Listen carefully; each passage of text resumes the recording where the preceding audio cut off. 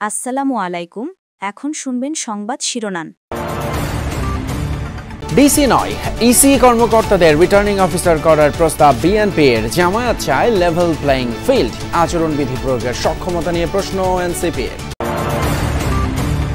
শেখ হাসিনার রায়ের গুরুত্ব কমিয়ে দেওয়ার অপচেষ্টা চলছে, অভিযোগ মির্জা ফখরুলের। বললেন, ব্যর্থ রাষ্ট্র হতে না চাইলে ফিরতে হবে গণতন্ত্রের পথে। ফেব্রুয়ারি নির্বাচন শান্তিপূর্ণ এবং উৎসবমুখর করতে সশস্ত্র বাহিনীর সহযোগিতা চাইলেন প্রধান উপদেষ্টা। টিএসসি-এসসির গ্রাজুয়েটদের মাঝে সনদ বিতরণ। যুবদল নেতা কিবরিয়া কিলিং মিশনে থাকা 2 সন্ত্রাসী গ্রেপ্তার। আধিপত্য এবং রাজনৈতিক কোন্দলের জেরে হত্যাকাণ্ড বলছে র্যাব। আশুলিয়া থানার সামনে গুলি করে হত্যার পর মরদেহ পুড়িয়ে দেন ওসি সাইয়েদ সহ 2 পুলিশ কর্মকর্তা। ট্রাইব্যুনালে রাজসাক্ষী আফজালুলের জবানবন্দি। জ্বালানি সংকটের কারণে সক্ষমতা হারাচ্ছে রফতানি খাত। হুমকির মুখে বিনিয়োগ এবং কর্মসংস্থান। আধুনিক নীতিমালা দরকার, বলছেন বিশেষজ্ঞরা। আসসালামু আলাইকুম। এতক্ষণ দেখছিলেন সংবাদ শিরোনাম, এখন দেখবেন বিস্তারিত। ডিসি নয়, ইসি কর্মকর্তাদের রিটার্নিং অফিসার করার প্রস্তাব দিয়েছে বিএনপি। বিকেলে নির্বাচন কমিশনের সাথে সংলাপে এই মত দেয় দলটি। এর আগে সকালে লেভেল প্লেইং ফিল্ড নিশ্চিতের দাবি জানিয়েছে জামায়াত ইসলামী। ইসির সক্ষমতা নিয়ে প্রশ্ন করেছে এনসিপি। সমাপনী বক্তব্যে সিইসি বলেন, আইন হওয়ার আগ পর্যন্ত গণভোট করা সম্ভব নয়। নির্বাচন সুষ্ঠু, শান্তিপূর্ণ ও গ্রহণযোগ্য করতে রাজনৈতিক দলগুলোর সাথে ইসির সংলাপ। চতুর্থ দিনে বিকেলে বিএনপি সহ 6টি দলের সাথে সংলাপে বসে নির্বাচন কমিশন। নির্বাচনে অংশ নিয়ে যারা শেখ হাসিনাকে ফ্যাসিস্ট বানাতে সহযোগিতা করেছে, এরা প্রত্যেকে অপরাধী। বর্তমান নির্বাচন কমিশনকে স্বচ্ছ, সৎ এবং অনেক দুর্বল মনে হয়। যারা নারী রাজনীতিবিদ রয়েছেন, ওনারা কিন্তু টার্গেটেড ভাবে এই ধরনের অপপ্রচার এবং হেনস্থার শিকার হচ্ছেন। বিএনপির স্থায়ী কমিটির সদস্য ডক্টর মঈন খান বলেন, আচরণবিধি মেনেই নির্বাচন করবে বিএনপি। তবে অঙ্গীকারনামায় শাস্তির বিধান স্পষ্ট নয় বলে উল্লেখ করেন তিনি। আপনারা একবার সাহস করে এই সিদ্ধান্তটা নেন, রিটার্নিং অফিসার আপনাদের নির্বাচন কমিশন থেকে থাকবে, অ্যাসিস্ট্যান্ট রিটার্নিং অফিসার আপনাদের নির্বাচন কমিশনে ডেডিকেটেড লোকেরা হবে। এই একটা সিদ্ধান্তের মাধ্যমে বাংলাদেশের রাজনীতিতে গুণগত পরিবর্তন আসবে। মানবতা বিরোধী অপরাধে শেখ হাসিনার মামলার রায়ের গুরুত্ব কমিয়ে দিয়ে ভিন্ন খাতে দৃষ্টি ফিরিয়ে নিতে একটি মহল সচেতনভাবে অপচেষ্টা করছে। 24-এর গণঅভ্যুত্থানে বিএনপি বইয়ের মোড়ক উন্মোচন অনুষ্ঠানে এ মন্তব্য করেন বিএনপির মহাসচিব মির্জা ফখরুল ইসলাম আলমগীর। বলেন, কেউ যদি এককভাবে সংস্কারের কৃতিত্ব দাবি করেন, সেটা শুধুই সংকীর্ণ মানসিকতার প্রকাশ। রাজধানীর একটি হোটেলে 24-এর গণঅভ্যুত্থানে বিএনপি শীর্ষক বইয়ের মোড়ক উন্মোচন ও ডকুমেন্টারি প্রদর্শনী অনুষ্ঠান। এতে যোগ দেন দলটির মহাসচিব, স্থায়ী কমিটির সদস্য সহ যুগপথ আন্দোলনের সঙ্গী রাজনৈতিক দলের নেতারা। আলোচনায় বিএনপি নেতারা বলেন, দেশ কঠিন সময় পার করছে। এই পরিস্থিতি থেকে উত্তরণে দলকে ঐক্যবদ্ধ থাকতে হবে। সেই সাথে আসন্ন নির্বাচনের চ্যালেঞ্জ মোকাবেলা করে সুশাসন প্রতিষ্ঠায় গুরুত্ব দেন নেতারা। অনুষ্ঠানে বিএনপি মহাসচিব বলেন, মানবতা বিরোধী অপরাধের রায়ের গুরুত্ব ভিন্ন খাতে নিতে সচেষ্ট একটি মহল। সংস্কার নিয়ে বিএনপিকে ভিন্নভাবে চিত্রায়নের চেষ্টা মেনে নেওয়া হবে না।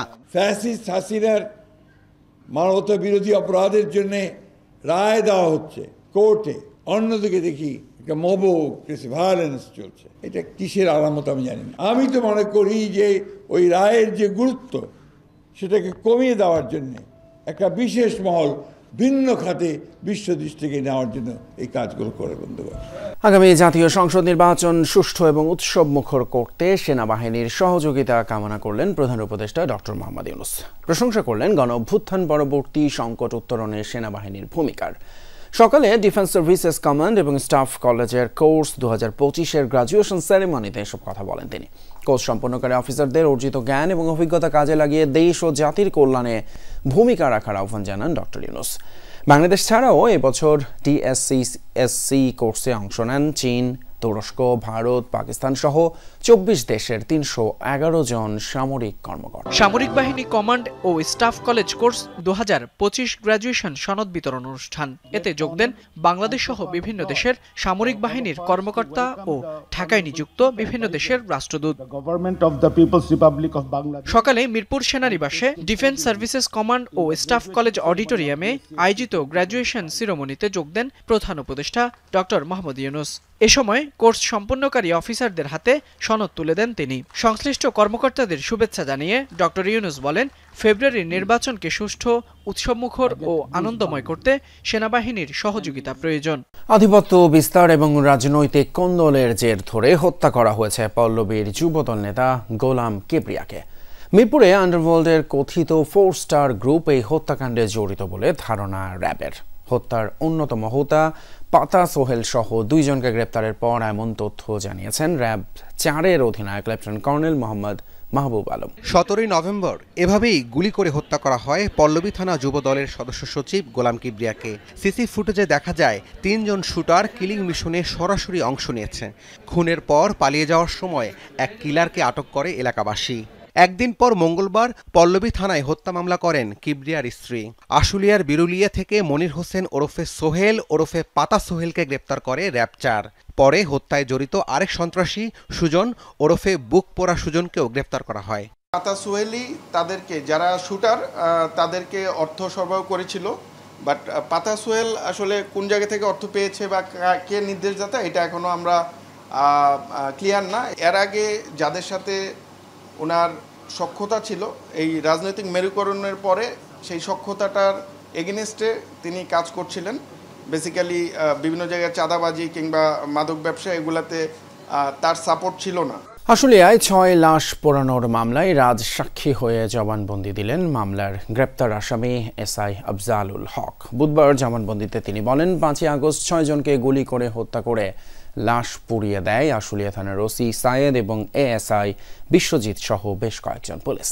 বিবেকের তাড়নায় রাজসাক্ষী হয়েছেন বলে ট্রাইব্যুনালকে জানিয়েছেন তিনি। 5 আগস্ট শেখ হাসিনা পদত্যাগ করে ভারতে পালিয়ে যাওয়ার পর দেশের অন্যান্য স্থানের মতো বিজয় মিছিলে অংশ নেয় আশুলিয়ার ছাত্র জনতা। মিছিল নিয়ে থানার সামনে গেলেই তাদের লক্ষ্য করে গুলি ছুড়ে পুলিশ। নিহত হন 6 জন, পরে তাদের ভ্যানে তুলে পুড়িয়ে দেওয়া হয়। বুধবার এই মামলায় গ্রেফতার এক আসামি পুলিশের সাব ইন্সপেক্টর আফজালুল হক ঘটনার আদ্যপ্রান্ত তুলে ধরে জবানবন্দি দেন ট্রাইব্যুনালে। বলেন, 5 আগস্ট বিকেল 4টায় ওসি সায়েদের নির্দেশনায় এএসআই বিশ্বজিৎ সহ কয়েকজন পুলিশ সদস্য এই হত্যাকাণ্ডে অংশ নেন।